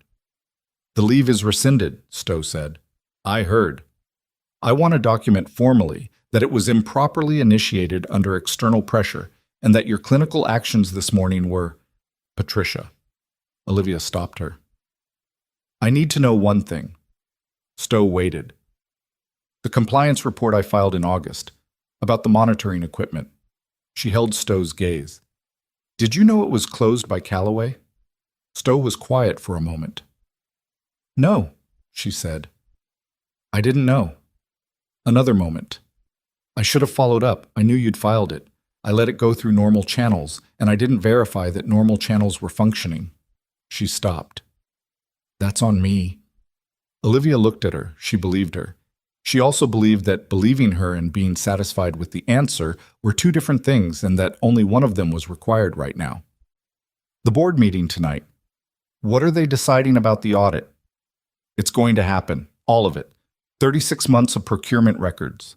Stowe folded her hands on her desk. Olivia, if you want to submit a formal grievance, every process for that is open to you. I will not stand in the way of any of it. I know, Olivia said. She stood up. I've got a shift handoff at 9. I'll be back tomorrow for my regular shift. You don't have to... I have patience, she said simply. I'll be here at 6:45. She went back to the floor. At 9:20, when the night shift was settled and the day's documentation was complete, Olivia went back upstairs to the 4th floor and stood outside Voss's room for a moment. Through the door's window, she could see he was sleeping. His monitor numbers were better than they'd been 2 hours ago. The chest tube drainage had slowed. One of his soldiers, not Kowalski, a different one, was sitting in the chair by the window with his arms crossed, the low-wattage vigilance of a person keeping watch. She didn't go in. She looked for a moment and then turned and took the stairs back down to the lobby and went to her car in the parking lot, which was empty now of helicopters and soldiers, except for Rutherford's vehicle at the far end, still there, which meant he hadn't left the building yet. The October night was cold. She sat in her car for a minute with her hands in her lap. She thought about the morning. She thought about Raymond Goss and the way he'd tracked the ceiling tiles. She thought about Harlan's face when she'd refused to pull the orders. She thought about Mercer in the parking lot. You're done here. And about the particular quality of certainty in his voice. The certainty of someone who has been right about power for long enough that they've forgotten it's possible to be wrong about it. She thought about Voss in the recovery room. Don't let them make today feel smaller than it was. She started her car. She didn't turn the radio on. She drove home in the quiet, and behind her Redwood Valley Medical Center stayed lit against the dark Colorado sky. Its windows yellow and constant, the ER entrance still open, the board still running, people still needing the kind of help that doesn't wait for institutional situations to resolve themselves. Her phone buzzed at 10:43 when she was already home and had been sitting at her kitchen table for 20 minutes with a glass of water and the particular flat exhaustion of a body that has done everything it needed to do today and is now done. The text was from a number she didn't recognize. She opened it. It read, Ms. Bennett, this is Special Agent Tabor. We need to speak tomorrow morning before your shift. There's a development in the Mercer case that involves you directly. Not the hospital contracts. Something else. Please call me at your earliest availability. Olivia read the message twice. Then she set her phone down on the table and looked at the wall and thought about what something else could possibly mean. In a day that had already contained more than most years, and found that she had no clear answer. She didn't sleep much. Not because she was anxious exactly, but because her mind kept doing what it did after high-load days, running the footage on a loop, not the dramatic parts but the small ones. The exact moment she'd felt Voss's pressure drop before the monitor registered it. The way Raymond Goss had tracked the ceiling tiles. The look on Stowe's face when she'd said, that's on me, quiet and undecorated. The admission of a woman who'd chosen institutional convenience over clinical truth one too many times and was now sitting in what that choice had produced. She got up at 5:15, made coffee, sat at the kitchen table with her phone and Tabor's text, and the particular stillness of early morning when the day hasn't started requiring things of you yet. She called at 5:22. Tabor picked up on the second ring, which meant she'd been awake too. Thank you for calling early. What's the development? Tabor didn't ease into it. We executed a search warrant on Mercer Industries' Denver offices last night. Financial records, communications, project documentation going back 4 years. In the course of that search, we found a file. A beat. A compiled file. Personal documentation, professional history, medical background, photographs, movement records. Another beat, shorter. It was a file on you, Ms. Bennett, detailed and current. It included your home address, your vehicle registration, your shift schedule at Redwood Valley for the past 3 months, and a series of communications between Mercer and an outside contractor that we're still characterizing, but which suggest he was building towards something beyond administrative removal. The kitchen was very quiet. How far beyond, she said. We don't know yet. The contractor communications are indirect and we're working through them. But the existence of the file and its contents means you are now formally a victim in this investigation, not just a witness or an incidental party. Tabor's voice was careful, without being soft. I want to be transparent with you about what that means practically. It means your legal standing in every subsequent proceeding is different. It also means we'd like to discuss your security in the short term. You think I'm in danger? I think Mercer's capacity to act directly is significantly curtailed as of last night. His accounts are frozen, his operations are under federal oversight, and he's been explicitly informed that any contact with you constitutes obstruction. But I also think that the file existed, and I think you should know it existed, and I think you should make informed decisions from that position. Olivia looked at her coffee. It had stopped steaming. Who built the file? We believe Mercer commissioned it through a private investigations firm approximately 10 weeks ago, which puts it 2 weeks before the first internal email about your performance concerns. 10 weeks? She'd been in someone's file for 10 weeks without knowing it, her shift schedule documented, her address listed, while she'd been going to work and flagging equipment discrepancies and managing the ER board and existing inside her own life with no awareness that someone was building a case against her that went beyond administrative paperwork. Okay, she said.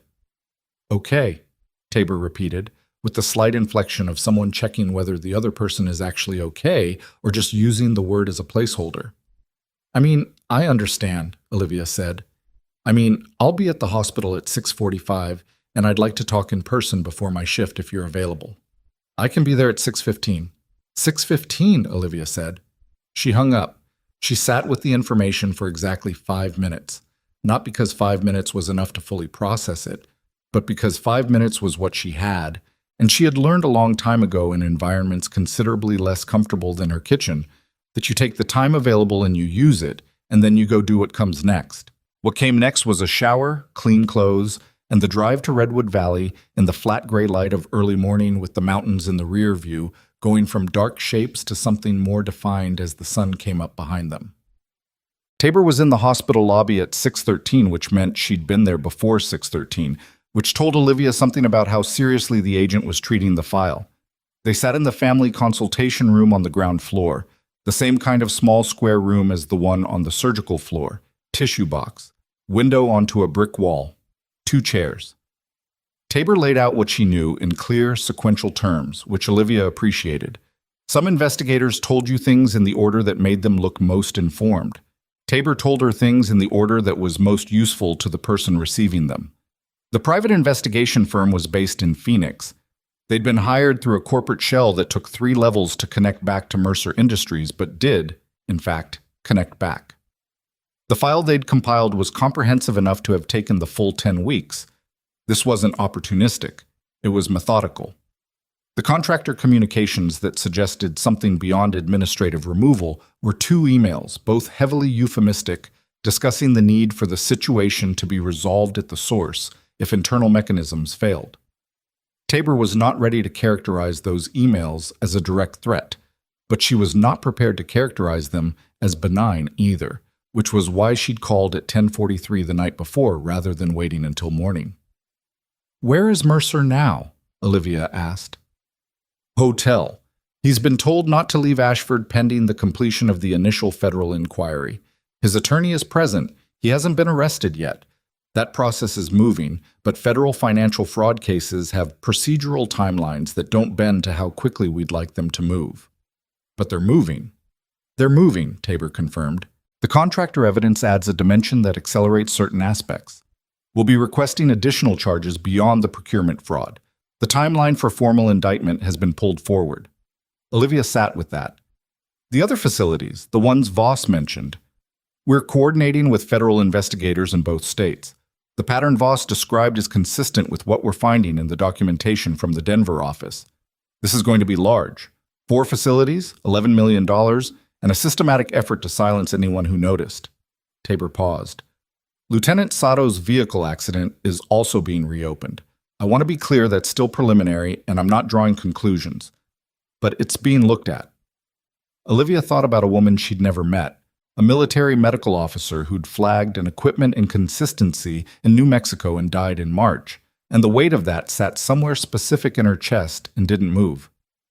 Is there anything you need from me today? She said. A formal recorded statement about the August compliance report and the sequence of events yesterday, ideally this afternoon, if you're willing. After my shift, Tabor nodded. She stood. So did Olivia. At the door, Tabor paused. Ms. Bennett, for what it's worth, and I know this isn't why you did any of what you did yesterday, but the combination of what you flagged in August and what happened in this building yesterday accelerated a federal investigation that might otherwise have taken another 6 months to reach this point. That has consequences for facilities and patients and people we don't know yet. Olivia looked at her. Do your job, she said. Not harshly, just directly. That's what matters. Tabor almost smiled. Yes, ma'am, she said, and it had the cadence of someone who recognized the answer of a person who'd once been in a structure where that phrase meant something specific. The morning shift at Redwood Valley was different, not different in the way that everything had changed overnight. The board was still full, the ER was still understaffed by 1, the flickering fluorescent in Bay 4 had still not been fixed.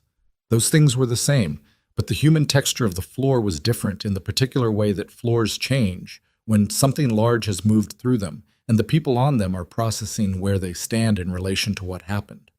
2 nurses who'd watched Olivia get escorted toward the exit yesterday morning made a point of being at the station when she came through the staff entrance. Not dramatically, they were working, but they were there, and they made eye contact, and one of them, Priya, who'd been at Redwood Valley for 6 years and had the diplomatic instincts of someone who'd survived multiple administrative regimes, said simply, "Good morning," with a weight behind it that carried everything the morning contained. "Good morning," Olivia said, and picked up the tablet. Marcus came in at 6:58, 1 minute before his shift. He looked at her at the station. She looked at him. That was the whole exchange, and it was enough. Dr. Harlan did not come in. His voluntary administrative leave, which had started yesterday, was still in effect, and the board's overnight deliberations had extended it pending a formal review of his clinical decision-making in Raymond Goss's case and his role in the morning's events. That review had been assigned to an external panel, which meant it would move slowly, but it would move, and the outcome would be documented in a way that couldn't be quietly closed. Dr. Morales was there. She came to the station at 7:15, looked at Olivia, and said, "Bay 3 is yours if you want it. I'll take 4 and 5. "I'll take 3 and 6, Olivia said. "Marcus can float." "Works for me," Marcus said, from where he was already reviewing the overnight handoff notes. That was how it went. At 9:40 a.m., Raymond Goss was discharged from the interventional unit. Olivia got the notification because she was still listed as the admitting nurse on his chart, and the system flagged her automatically. She went up to the unit during a brief gap between cases because she'd started his morning and she wanted to see how it ended. He was dressed and sitting on the edge of the bed with a plastic bag of his belongings on the mattress beside him when she came in. He looked considerably better than he had the previous morning. Color in his face, the particular restored quality of a person whose body has received what it needed after a long time of not getting it. He saw her, and his expression did something that wasn't quite a smile, but was in the neighborhood. "They tell me you're the reason I'm not in surgery right now," he said. "You're the reason you're not in surgery. You came in." "Almost didn't." He looked at his hands. "I don't always come in. Sometimes I walk past these places." She sat down in the chair beside the bed. "What changed?" He thought about it. "The ambulance guys were decent. They didn't make it a thing, just, come on, let's go." He paused. "And then you were there, and you weren't treating me like a problem to get through." She didn't say anything to that. They tell me there's a shelter placement, he said, through the hospital's social work team. Temporary, but it's something. I saw that in your chart. Haven't had an address in 2 years. He said it matter-of-factly, not performing either shame or resilience. First Cav, 22 years. And then, you know how it goes. I know some of how it goes, she said. He looked at her. You served. Army medic, 7 years. Something shifted in his face. Not surprise exactly, more like recognition. The particular recognition that happens between people who've been in the same kind of dark and don't need to explain what that means. Thank you for your service, he said, and he meant it the same way she had meant it when she'd said it to him the morning before. Without performance. Just true. She stood up. Take care of yourself, Raymond. Working on it, he said. She went back to the ER.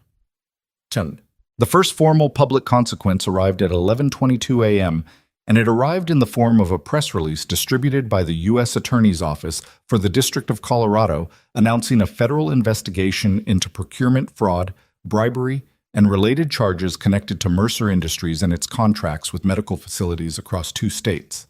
The release named Logan Mercer by name. It referenced 4 facilities. It described a pattern of conduct spanning 3 years and estimated financial damages in excess of $11 million.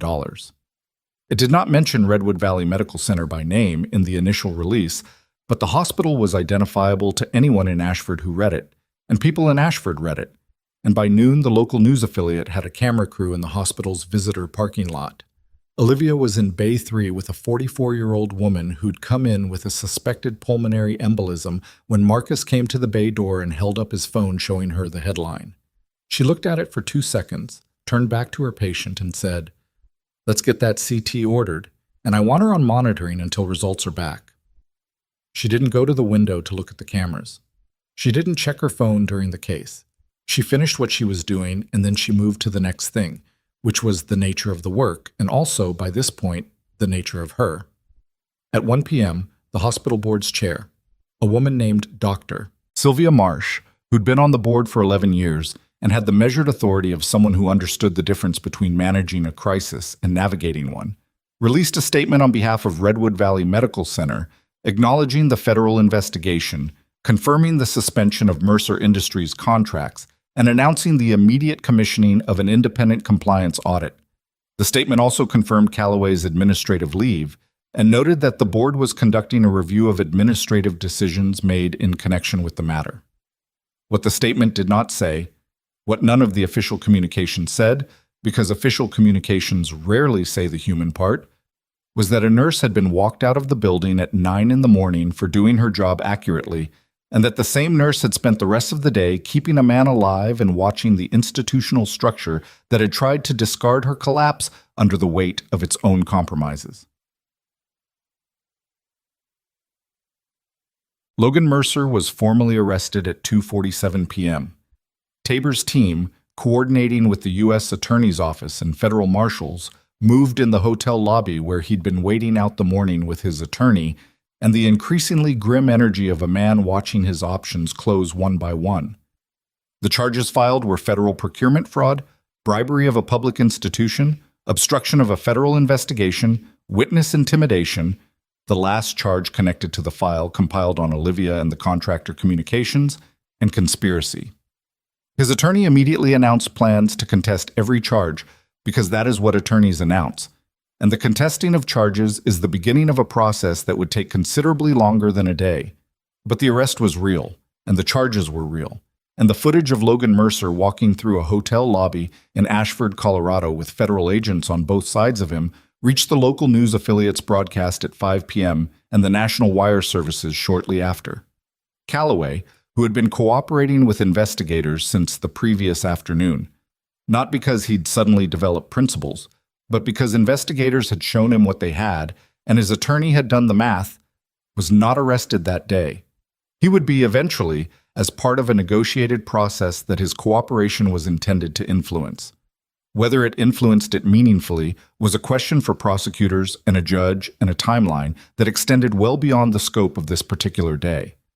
Harlan's review board met for the first time the following week. Its findings, released 3 weeks later, cited a pattern of clinical decision-making influenced by non-clinical factors, and recommended termination of his privileges pending further review. He did not return to Redwood Valley. Voss was moved out of the ICU step-down on day 3 and into a regular surgical recovery room, which was a meaningful benchmark, and he was arguing with his attending about mobility restrictions by day 4, which was a more meaningful one. Olivia visited on day 5. She brought bad coffee from the vending machine on the 4th floor because the good coffee from the lobby required a detour she didn't have time for, and Voss drank it without complaining, which was how she knew he was feeling better. When he started complaining about the coffee, it would mean he was almost well. He was sitting up. The chest tube was out. He looked like a person rather than a medical situation, which was the transformation that never got less significant no matter how many times she'd been present for it. "They're transferring me to the military medical facility in Colorado Springs next week," he said. "Continuation of care." "Good." "Kowalski told me about the arrest." "The whole team's been keeping you updated, apparently. They have nothing else to do while they're sitting in that hallway." He looked at her. "Are you okay? With all of it? The file?" She thought about it honestly. "It's unsettling to know someone was tracking my movements. I'm not going to pretend it isn't." She paused. "But it tells you something about what you represented to him. He was that afraid of a nurse who filed a compliance report." "You were never just a nurse who filed a compliance report." "No," she said, "but that's what it should have been able to be. A nurse filing a report and the system working the way it's supposed to work. That's the whole thing. That's what should have been enough." Voss was quiet for a moment. Outside, the Colorado afternoon light was coming through the window at the angle it got in October, low and specific. "Sato's accident," he said. "Are they—" "Tabor told me it's being reviewed, that's all I know." He nodded slowly. The weight of that moved through his face and settled somewhere. She was 29. Good officer. She flagged the thing because it was wrong and because she thought flagging it would make it better. He stopped. "It should have." "It should have," Olivia agreed. "And what she started is what got us here. That matters." He looked at her. "Does it feel like it matters?" She thought about Raymond Goss saying working on it. She thought about Tabor saying the timeline has been pulled forward. She thought about the 4 facilities and the patients in them, and the equipment that didn't meet spec, and the administrators who'd been paid to look away. She thought about a 29-year-old officer in New Mexico who'd noticed something wrong and put her name on a report. "Yes," she said. "It matters." Wolves. 3 weeks after the day the helicopters landed, Olivia was called into a meeting with the hospital board. She went the way she went most places, on time, prepared, without performing either confidence or anxiety. Dr. Marsh was there, and 2 other board members, and a woman from the legal team, and Patricia Stowe, who had been navigating the aftermath of the board's decisions and the compliance audit with the grim productivity of someone who understood she was in a probationary relationship with her own institution and was choosing to earn her way through it rather than out of it. That choice had cost Stowe something, and it showed, and Olivia found she respected it more than she'd expected to. Marsh opened without preamble. "We want to offer you a position, Director of Trauma Services. It would involve a restructuring of the ER's clinical leadership model, oversight of trauma protocol development, and a seat on the Clinical Quality Committee. The compensation is—" She named a number. "We recognize this is an unusual conversation given the circumstances. We also think the circumstances are exactly why you're the right person." Olivia looked at the table for a moment. She looked at Stowe, who met her gaze steadily. She looked at Marsh. "I need to ask you something," she said. "Please," Marsh said. "The compliance audit. When it's complete, whatever it finds, it gets acted on. All of it, not managed or minimized. Acted on." "That's the board's commitment," Marsh said, "formally and on record." "And the social work resources for unhoused patients presenting to the ER. The referral pathways have been broken for 8 months. I've flagged it twice through normal channels. I need that fixed." Marsh looked at the legal team member, who made a note. "Addressed in the next 30 days, Marsh said. "What else?" "That's it," Olivia said. "Then you'll take it?" She thought about Raymond Goss and the ceiling tiles. She thought about the monitor in Bay 4 and the sound it made when Voss came back. She thought about the 8-month-old compliance report sitting closed in a system somewhere while Calloway pocketed envelopes and her name went into a file in Phoenix. "Yes," she said. "I'll take it." I'm dead. 6 weeks after the arrest, Logan Mercer was indicted on 7 federal counts by a grand jury in Denver. The indictment was detailed and specific and based on documentation extensive enough that his legal team's options were substantially narrower than they'd been the morning after his arrest. The obstruction and witness intimidation charges, connected directly to the file on Olivia and the contractor communications, carried a potential sentence that his attorneys had clearly not anticipated when they'd announced plans to contest everything. He pled not guilty at arraignment, which was expected.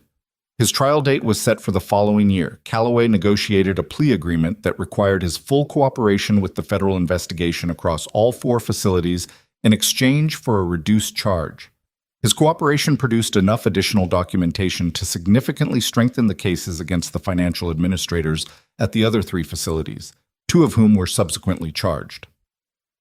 The independent audit of Redwood Valley's procurement records confirmed the equipment substitution in the monitoring devices that Olivia had flagged in August, along with 2 additional product categories that hadn't been reported because the staff members who'd noticed hadn't believed the reporting process would work. Those findings were turned over to the federal investigation and formed the basis of additional charges. Raymond Goss got his shelter placement. 4 weeks later, through a veteran services organization that the hospital's newly functional social work referral pathway connected him to, he got a more permanent arrangement and an appointment with a VA clinic for the first time in 3 years. Olivia knew this because Marcus had followed up on his case and texted her about it, and because it was the kind of outcome that deserved to be known. The formal ceremony was held on a Tuesday morning in November, in a room in the hospital that had been scheduled for a different naming event until the board quietly withdrew from that arrangement. It was not a large event.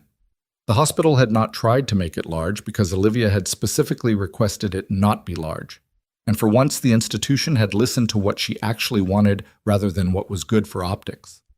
There were colleagues, several veterans from the community, Voss, who was 4 weeks out of the surgical facility in Colorado Springs and walking without assistance and arguing with his physical therapist about his recovery timeline, which the physical therapist had described to Olivia as the most combative rehabilitation I've conducted in 20 years, which Olivia had found entirely believable.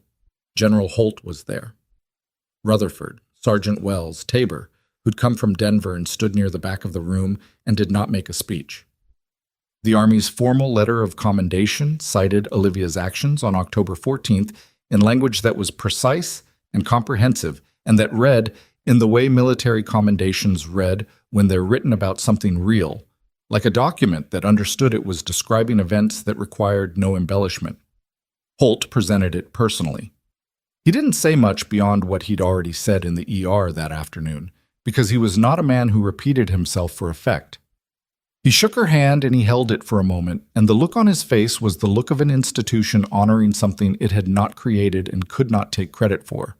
She accepted it the way she accepted most things, squarely, without deflecting. Marcus was in the 3rd row, and he looked like he was fighting something back, which Olivia noticed and which she understood. He'd been there the whole day. He'd documented when no one asked him to, flagged what needed flagging, texted her updates across 12 hours that had been, by any reasonable measure, an extraordinary amount to ask of a Tuesday. He hadn't done it for recognition, which was the whole point. Voss caught her eye across the room at some point during the brief reception afterward. He was standing with Kowalski and one of the other team members, holding a cup of coffee with the careful economy of movement of someone still measuring how much they can do without consequences. He gave her the same nod she'd given Rutherford in Bay 4. She gave it back. That was enough. She went back to work the next morning at 6:45.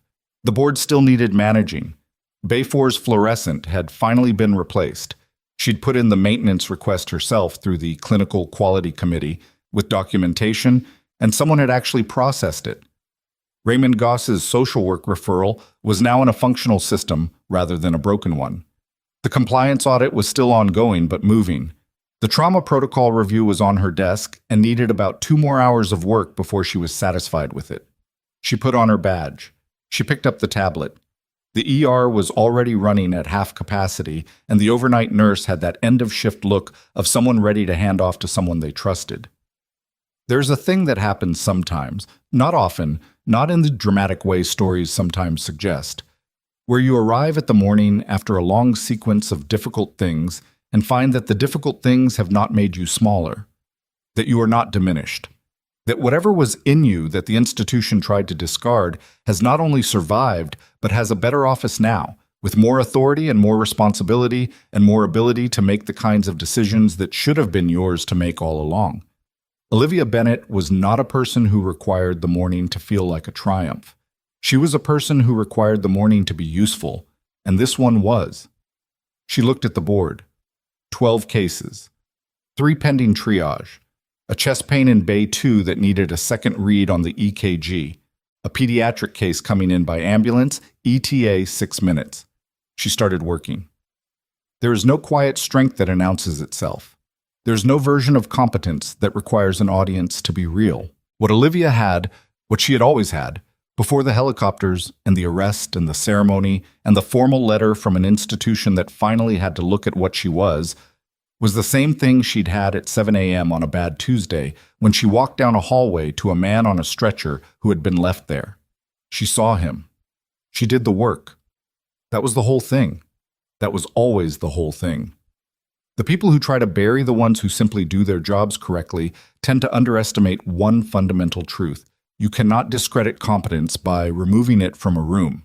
You can only delay the moment when the room finds out what it lost.